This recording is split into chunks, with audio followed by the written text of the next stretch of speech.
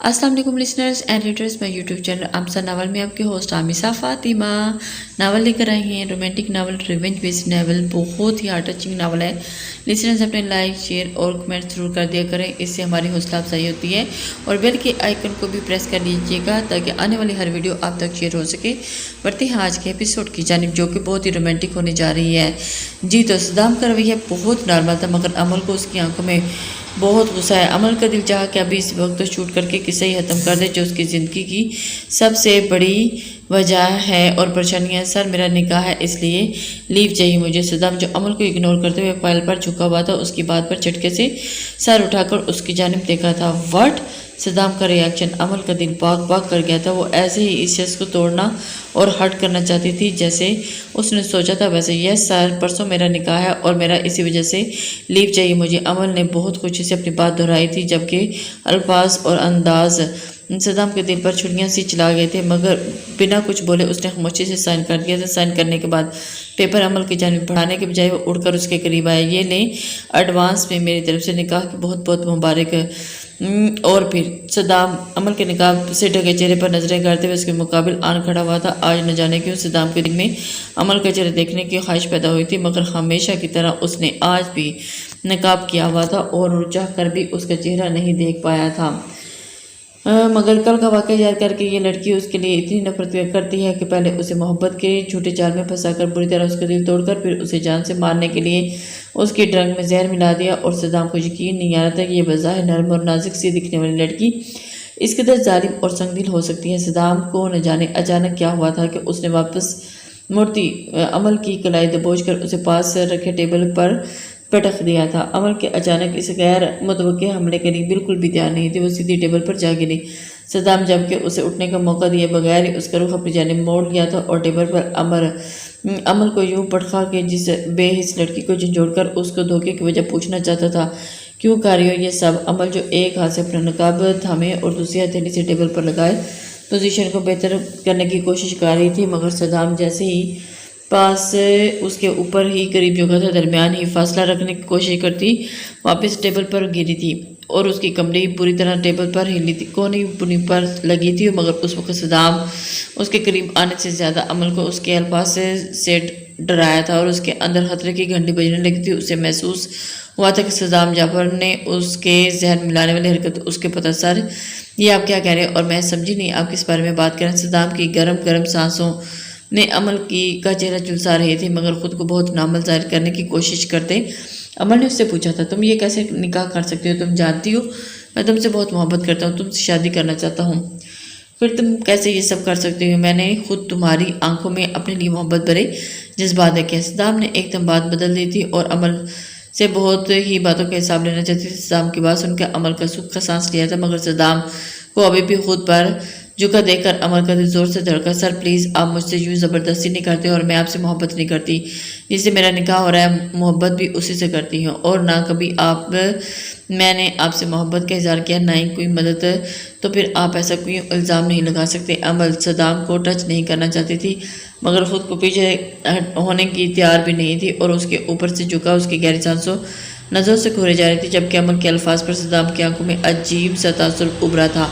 अमल को हैरत हो रही थी सदाम को आखिर हो क्या गया है। आज से पहले तो उसने कभी ऐसा नहीं किया, आज क्यों वो उसके करीब होकर उसके अवसान हता कर है, जिसका दिल उसे आजकल वैसे ही सदाम के करीब आते जोर जोर धड़ककर अमल से कुछ कहने लगता था। सदाम की कुर्बत, उसकी सांसों की तपश अमल को कमज़ोर कर रही थी, जिस पर तंग आकर अमल ने खुद ही सदाम के सीने पर हाथ रखने और उसे पीछे धकेला था। सदाम भी जैसे उसकी तलाश में था और अमल के मुलायम हथेली का लफ्ज़ अपने सीने पर महसूस करते उसकी धड़कने जैसे कठोर लड़की को पुकारते उसकी जानिब हमकने लगी थी। सदाम पीछे तो हुआ था, मगर उसने अमल की गलाई अपने हाथ में जकड़ ली थी। सदाम का बस नहीं जा रहा था कि अभी के अभी उसे सीधा कर दे, लेकिन क्या करता, अपनी मोहब्बत के आगे मजबूर था। सदाम का ये अजीब सा रवैया आज अमल को समझ से बिल्कुल बाहर था। वो दूसरी तरफ सदाम जैसी लड़की के धोखे और दिन से तकलीफ पर यह भूल भी गया था कि वो अपने बेडरूम में नहीं ऑफिस में खड़ा है, जहाँ भी कोई भी आ सकता है। सदाम ने अमल की कलाई को झटका देते उसे अपने करीब किया था। मिस नूर, अमल दुश्मनी निभाने के लिए कुछ असूल होते हैं, किसी के दिलों जज्बात से खेलने بدلے میں آپ کو بہت بڑا نقصان سے دوچار کر سکتے ہیں اور شاید یہی بات آپ کی پوری زندگی کا روک بھی بن سکتی ہے۔ اس کا کاجل سے لبریز یا آنکھوں میں جھانکتے صدام نے زہر ہندہ لہجے میں بولتا ہوا اس کا بازو زور سے پٹخا تھا اور نور عمل تو اندر سے دہل کے رہ چکی تھی، جبکہ صدام بنا پلٹے ہی اس کی جانب دیکھتے لمبے لمبے ڈاک پڑتا، پھر آفس سے باہر نکل گیا تھا۔ اگر وہ مزید کچھ دیر رکتا تو اسے کہیں وہ عمل زیادہ ہٹ نہ کر دے، اس لیے وہاں سے نکل آیا تھا، جبکہ عمل وہیں کرسی پر بیٹھے نہ جانے کتنی دیر ہل ہی نہیں پائی تھی۔ صدام کے الفاظ اس کے کانوں میں گونج رہے تھے، اسے پریشانی میں مبتلا کر رہے تھے، لیکن عمل کو دوسری جانب یہ اپنا وہم ہی لگ رہا تھا، کیونکہ اس کے مطابق اگر صدام کو اس کی دشمنی کے حوالے سے ذرا سی بھی بھنک پڑ جاتی تو صدام نے اسے دھکے مار کر آفس سے باہر نکالا تھا، اور یہی عمل کی سب سے بڑی غلطی تھی کہ اس نے صدام جعفر کو ٹھیک سے پہچانا ہی نہیں تھا، اور اس غلطی کی وجہ سے وہ اب بہت بڑی غلطی کرنے جا رہی ہے۔ حرمت تم یہاں کیوں بیٹھی ہو؟ اکثر کی بات پر حرمت کچل کر بیٹھ سے اتری تھی۔ اسے یزدان کی دھمکی یاد آئی تو اس نے کہ ڈرائیور کے ساتھ آ جانا، ورنہ میرا طریقہ تمہیں پسند نہیں آئے گا۔ یزدان کے الفاظ یاد کرتے حرمت کے چہرے کی ہوائیاں اڑنے لگی تھی۔ اس نے ایک رات اور آزادی یہاں روکنے کا سوچ کر بڑے سکون سے شام سے ڈرائیور کو واپس بھیج دیا تھا، مگر اس دوران وہ اپنے نیم پاگل چور کی دھمکی بھول گئی تھی۔ اوکے آپ جائیں، میں آ رہی ہوں۔ حرمت نے انتہائی بے دلی سے اس کی بات رد کرتے ہوئے اس کی بات مانی تھی۔ حرمت نے انتہائی بے دلی سے اکثر کو جانے کا کہا تھا، اور اس وقت کسی بچے کی طرح اس کا دل چاہا تھا کہ یہاں سے کہیں چھپ جائے، مگر یزدان رحمانی کے سامنے نہ جائے۔ لیکن اس کا بس کہاں چلنے والا تھا، کیونکہ اس نے اس کی شرط ماننی تھی۔ شرط ماننے کے بعد ہی اسے 3 مہینوں کے بعد اس سے چھٹکارا مل سکتا تھا۔ یہی وجہ تھی کہ اس نے بڑی خاموشی سے اس کی بات مان لی تھی اور اکثر کو بھی منع نہیں کر پائی تھی۔ حرمت نے جیسے ہی قدم نیچے رکھا تھا، اس کے کانوں سے یزدان رحمانی کی گمبھیر آواز ٹکرائی تھی اور ڈرائنگ روم میں جانے کے بجائے سیدھی کچن میں آ گئی تھی، جہاں یزدان رحمانی کے شیان نشان چیزیں تیار کی جا رہی تھی۔ حرمت تمہارا ہسبینڈ کتنا گڈ لکنگ اور ہینڈسم ہے، اس کی حیثیت اس سے تو اوپر ہے، کتنی لگی ہو تم یار، شکر کرو آفاق سے جان چھوٹ گئی تمہاری۔ وہ تو یزدان رحمانی کے آگے کہیں سٹینڈ ہی نہیں کرتا۔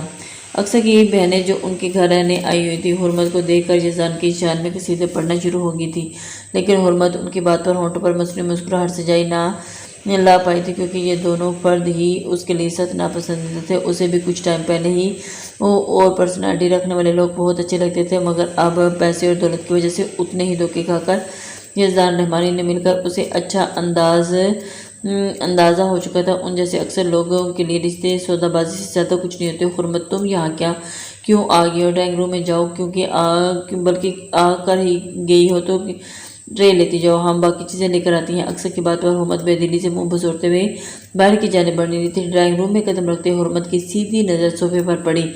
یزدان رحمانی تھی، وہ سیاہ 3 پیس میں بالوں کو جیل کی مدد سے سیٹ کرتے ہوئے اپنی شاندار چھا جانے والی پرسنالٹی کے ساتھ ہی بڑے ہی مغرور انداز میں صوفے پر برجمان حرمت کو نہ چاہتے ہوئے بھی اپنی جانب دیکھنے پر مجبور کر گیا تھا۔ حرمت کے سلام پر سر ہلا کر جواب دیتی، ایک جتاتی نظر اس پر ڈالی تھی، جیسے اسے بتانا چاہتا ہو کہ میری نہ ماننے کا انجام کیا ہو سکتا ہے۔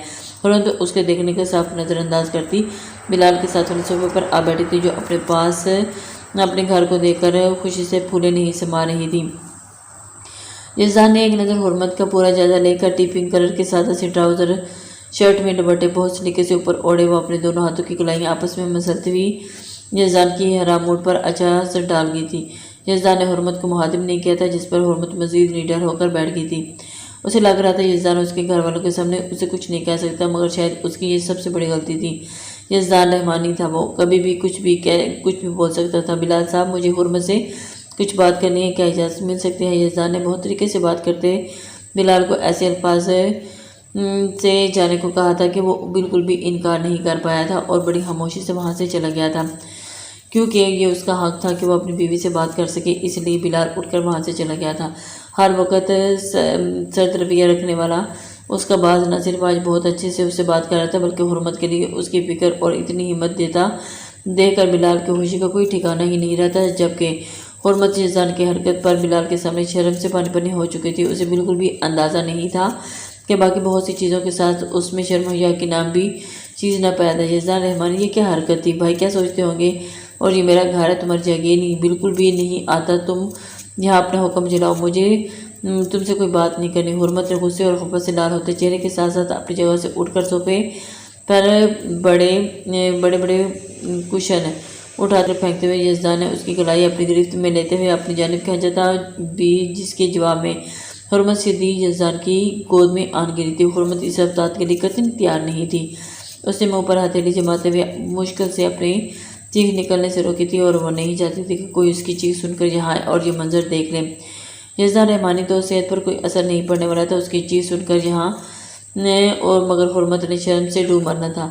یزدان رحمانی، یہ کیا حرکت ہے؟ چھوڑو مجھے۔ یزدان نے حرمت کے گرد اپنی باہوں کا حصار قائم رکھتے ہوئے اسے مزید جھنجھوڑا تھا۔ حرمت کوشش کرنے کے باوجود بھی ہل نہیں پا رہی تھی۔ ایک تو یزدان کے اتنے قریب ہونے کے اپنی سچویشن کا چہرہ لال ہوا تھا، اور اوپر سے کسی کے آ جانے کا ڈر اسے اس کی سانس سے روکے ہوا میں روکا ہوا تھا۔ تمہاری معلومات میں اضافہ کر دوں کہ تم میری ہو اور تم پر میرا سب سے زیادہ حق ہے، اور تمہاری جگیر بھی میری جگیر ہوئی، سو میں یہاں آنا اپنا آرڈر چلا سکتا ہوں۔ یزدان کا لہجہ بالکل سنجیدہ تھا، مگر حرمت کے غصے اور حیا سے پھولے ہوئے گال اسے شرارت کے کرنے پر اکسا رہے تھے۔ حرمت کی لال ہوتی ناک سے اپنا ناک مس کرتے ہوئے، بلکہ حرمت پہلے ہی آفاق اور پھر اپنے بھائیوں کا پیسہ دولت کے حوالے سے بدولتا روپ دیکھ چکی تھی۔ یزدان کی بات پر اچھی شرارت سمجھنے کے بجائے وہ اس کی بات پر کچھ اور ہی معنی نکال چکی تھی۔ اسے یہی لگا تھا کہ یزدان بھی اس کے ساتھ یہ رشتہ ختم نہ کرنے کے پیچھے کوئی مقصد ہے، اور یزدان کی بات سن کر وہ یہی سمجھی تھی کہ شاید یزدان کی نظر بھی اس کی کروڑوں کی ملکیت رکھنے والے گھر پر ہے،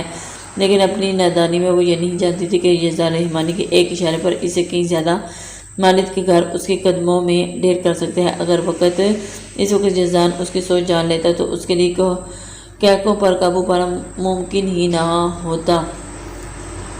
مگر حرمت جو پہلے ہی آفاق اور اپنے بھائیوں کی وجہ سے بہت پریشان تھی۔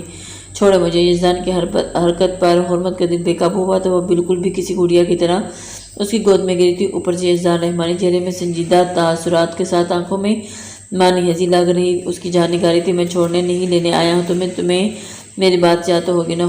یزدان حرمت کو بنا مزید کچھ بولے مزاحمت کرنے کا موقع دیے انہوں نے اٹھاتے ہوئے ہر جانب اب باہر کی جانب بڑھ گیا تھا، جبکہ حرمت کی اتنی ہی دیر یزدان کی اس قدیدہ دلیری پر کچھ دیر بول ہی نہیں پائی تھی۔ ہوش تو اسے تب آیا تھا جب اس نے حرمت کو پتہ لگ چکا تھا وہ شخص کو ہلکے میں لے رہی تھی۔ یہ اس کی سوچ تھی، اور بڑھ کر شرم ضد اور اپنی مرضی چلانے والا ایک اکڑ انسان جو اپنی کئی بات پر کیسے منوا سکتا ہے اچھے سے جانتا تھا۔ خود چل کر آنے کا موقع دیا ہے، مگر شاید تمہیں پسند نہیں آیا۔ جہاں حرمت کو یزدان اس کی حرکت پر غصہ آ رہا تھا، وہ یزدان نے بہت ہی پرسکون سانس لے کر اسے گاڑی کی فرنٹ سیٹ پر بٹھا دیا تھا۔ مجھے بھابھی کو تو بتانے دو، میں جا رہی ہوں۔ حرمت دل ہی دل میں نہ جانے کتنے نفر مان چکی تھی۔ میں نے بتا دیا ہے۔ یزدان نے گاڑی کے ڈور لاک کرتے ہوئے حرمت کی راہ فرار ختم کر دی تھی۔ تم سمجھتے کیا ہو خود کو؟ حرمت اس سے پہلے کہ یزدان کو مزید کچھ سخت الفاظ بولتے، یزدان نے اس کا بازو تھام کر اپنے قریب کیا تھا، جس پر حرمت کو وہی بریک لگی تھی، کیونکہ یزدان کو اپنے اتنے قریب کرتے ہوئے اس کے ہونٹوں پر انگلی رکھ گیا تھا۔ یزدان جو آج صبح سے حرمت کو چھونے چھوٹے چھوٹے جھٹکے دے رہا تھا، اس وقت اس کے خطرناک تیور حرمت کی دھڑکنیں سینے میں الجھ گئے تھے۔ میں ان حسین لبوں میں اپنے لیے لفظ آپ سننا چاہتا ہوں۔ ایک اور بات ڈیئر وائف، مجھے کبھی اپنے آگے اور کسی کی سننے کی عادت نہیں، تو مجھ سے الجھ کر اپنی انرجی کیوں ویسٹ کرتے ہو؟ اور اس طرح کر کے تم اپنے اور میرے مزید مشکلات بڑھا رہی ہو، اور تم جانتی نہیں ہو کہ مجھے اس طرح چیختے چلاتے جھڑتے مجھے کتنی پیاری لگتی ہے، اور میں خود پر کتنی مشکلوں سے پیارے بٹھا دیتا ہوں، اور میں جانتا ہوں۔ اور آج صبح تم مسلسل میرے ضبط کا امتحان لے رہی ہو۔ اگر یہ ضبط ٹوٹ گیا تو میری شدتوں کو برداشت کرنا تم جیسی نازک جان کے لیے بہت مشکل ہو جائے گا۔ میری جان میری دی ہوئی مہلت ہے، تو ختم کرنے کی کوشش مت کرو، بعد میں پرابلم پھر تمہیں ہی ہوگی۔ یزدان اسے اپنی طرف سے آگاہی دیتا ہوا اس کی طرف بڑھ گیا تھا۔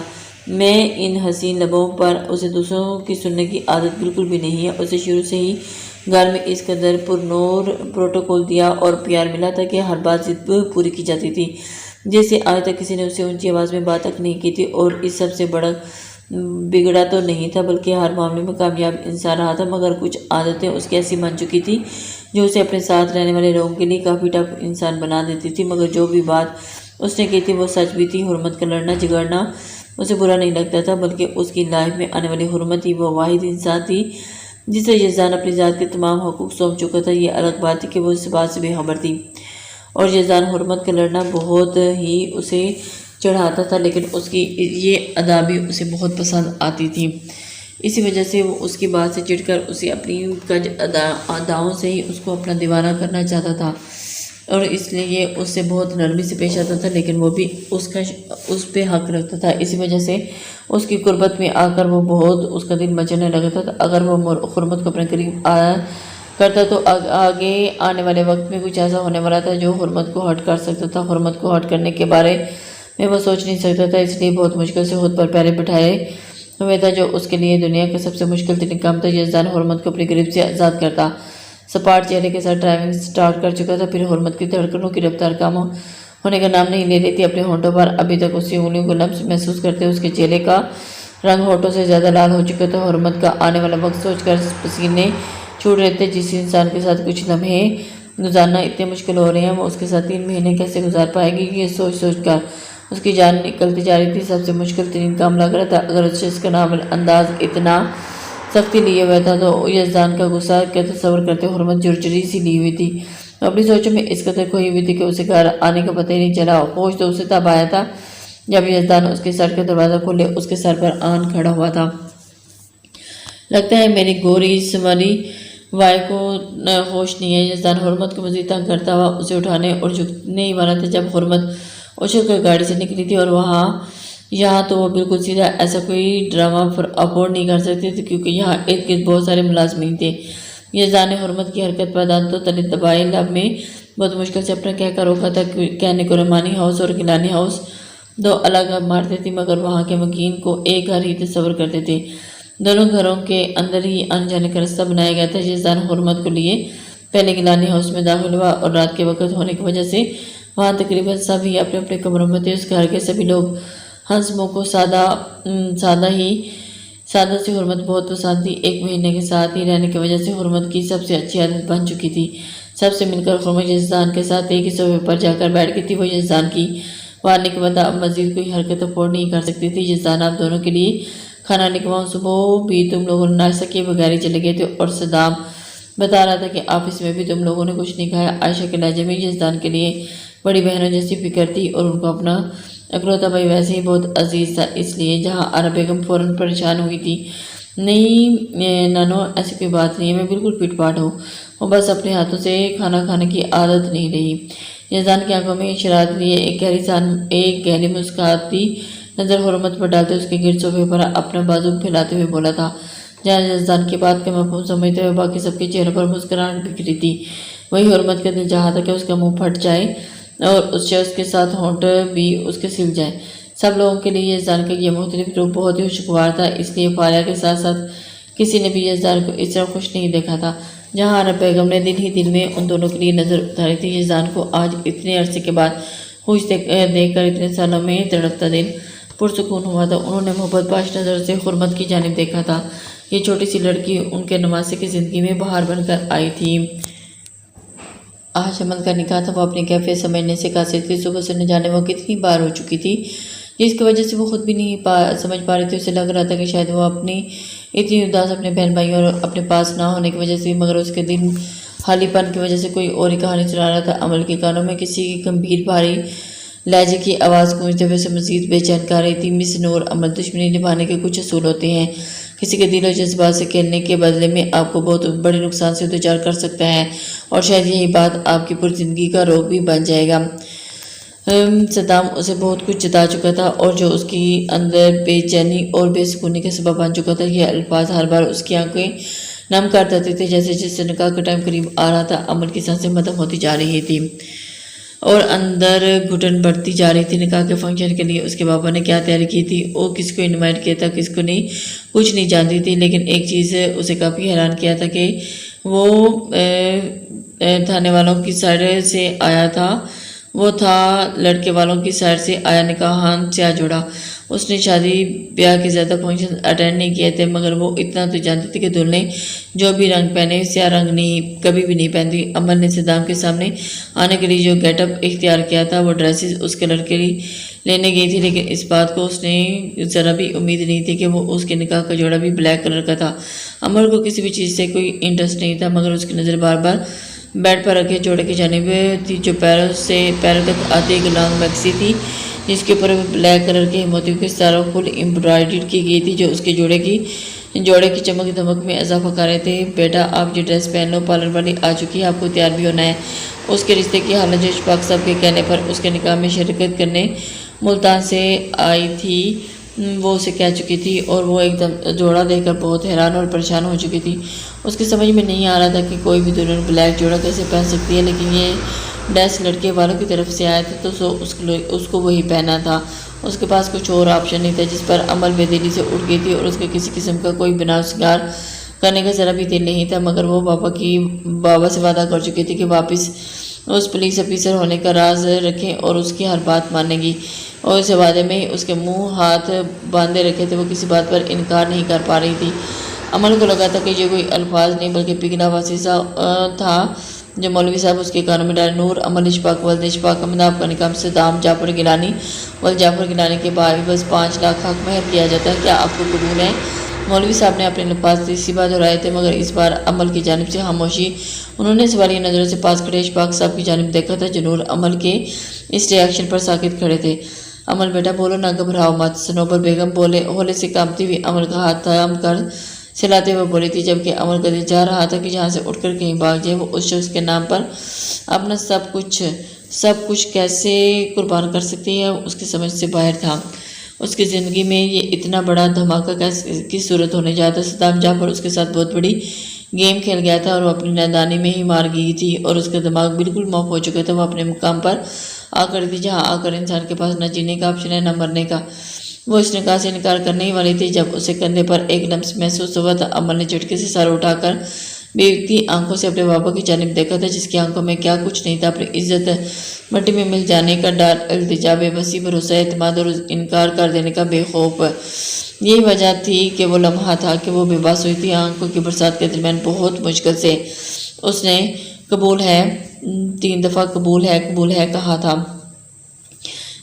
نہ چاہتے ہوئے بھی اس نے اپنا آپ اس شخص کو سونپ دیا تھا اور جس سے وہ اس دنیا میں سب سے زیادہ نفرت کرتی تھی۔